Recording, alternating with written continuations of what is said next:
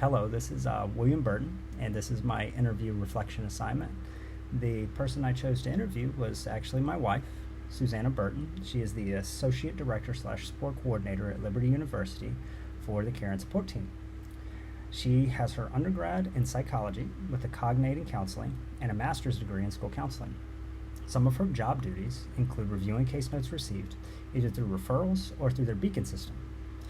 She does this to review their behavior history to see if they have received any other referrals and rate them off of the NABITA rubric, which is a risk assessment rubric that they all use, with the goal to ensure a student isn't at risk to themselves or others.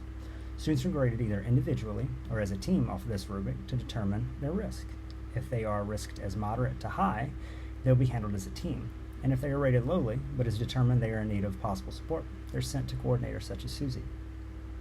Their main goal is to correct behavioral issues in a kind, supportive way, or to help individuals break trends of negative experiences and behaviors. Meetings look different from student to student. Sometimes it can look like connecting them with other resources and departments, and sometimes it can look like encouragement and cheerleading to open their eyes to future opportunities. I asked Susie about her fulfillment and where she finds that in her job, and she says it generally comes in the form of gratification from protecting both the university as well as students from themselves and their negative emotions. She goes into the detail of how it is impossible to define the success of a non-event. When there are no violent occurrences in the school or on campus, there is little celebration that no one has tried to commit a mass shooting or to commit suicide. Excuse me.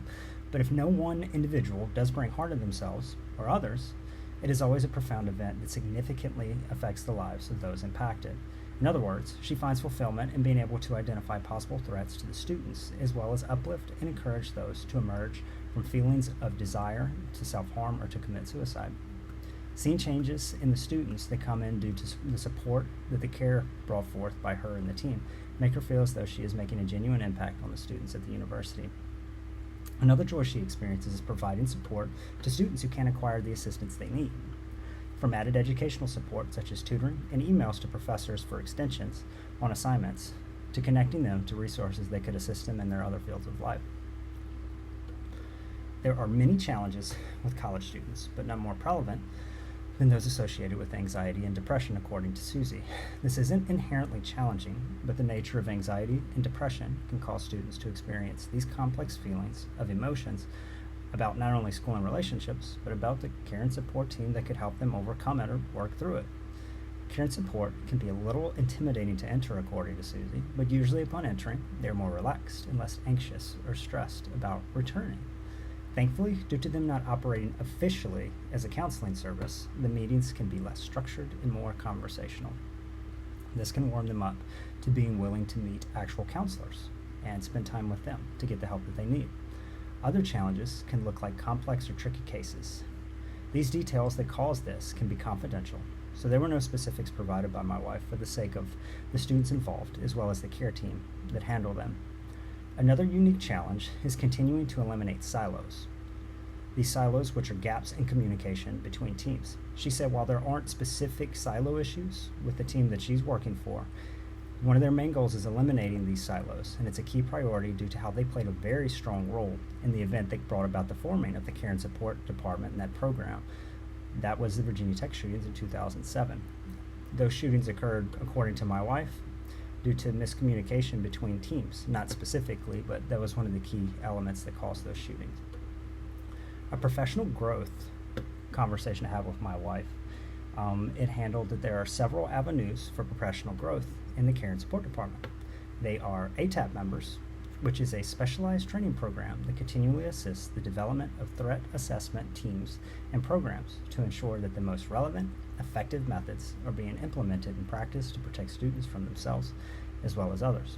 This is done in the form of training sessions local to Liberty University through programs found online, like training videos and meetings that are performed by her boss and her supervisors, as well as seminars or even conferences that the team participates, which occurs in Orlando, Florida, every February. They actually go for a week out to Orlando and have a conference with several different leaders in the field, with a lot of different tutors and a lot of different teachers and individuals who work as a part of the ATAP team. And they all share their common experiences and different training opportunities so they can all grow together. These trainings and seminars are all excellent methods of developing the skills of threat assessors, preparing them both for the challenging cases they'll experience in the field that they're working in, but also as well as career advancement opportunities. It's a great resume builder for those who are pursuing any career in this field. As far as recommendations to future students who might be pursuing a career in the Career Support Program, she said to talk to workers who are in the field and hear from their experiences. She said there are a variety of different avenues to travel down in regards to a career in psychology. While many students are interested in psych from the perspective of learning about human behavior, it can be a big commitment to pursue a career in this field due to how it will directly affect those whom you work with or support. Another recommendation comes in the form of being vulnerable and honest with yourself and your mental health. Working with others and their circumstances can be both taxing on your mental health, but can also make you desensitized to how negatively it can affect your attitude and behavior. If you're going to pursue a career in clinical mental health or counseling, Susie states to always be willing to take the medicine that you are encouraging others to take themselves. As for my own personal reflections, I find Susie's job as both interesting as well as challenging. There's a serious weight manifest in handling the most at-risk students in the university, given the increased temperature of the climate of the conversation of school shootings in schools in recent years. This responsibility has an extremely high risk, high reward sense of gratification. I've seen this personally with Susie, as she worked also as a school counselor before this, which isn't exactly the same, but is similar in how there are certain days where she can be extremely encouraged by how she was able to help individuals work through their challenges either at school or at home. But there are also days where individuals don't respond positively to what she's trying to do. Sometimes, let's say when she was a counselor, the parents could be very challenging to handle, or sometimes the school itself could be challenging working for a secular institution. So there are some days where you come home overjoyed at your ability to be able to help others, but there are also some days where you can come home with the weight to where you feel either you made no impact at all or potentially even a negative impact on the students around based off of their response. But when an individual causes harm to themselves or others, it can be hard to separate yourself from them and not at least partially blame yourself for their struggles, and that's something that she experienced.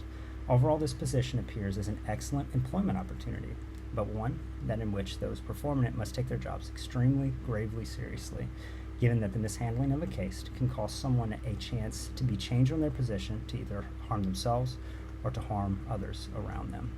In other words, if, as Susie says, if you're going to pursue this career, you have to take it seriously. It's not just a 9 to 5. You're directly affecting the lives of those who you're meeting with as well as the other students in the university.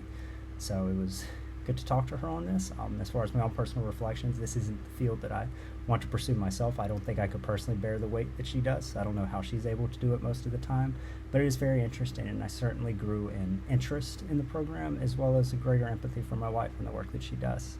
And I will certainly be encouraging any of her coworkers as they come around, and it was really cool to read about. So thank you. This is my video presentation for my interview, and be blessed.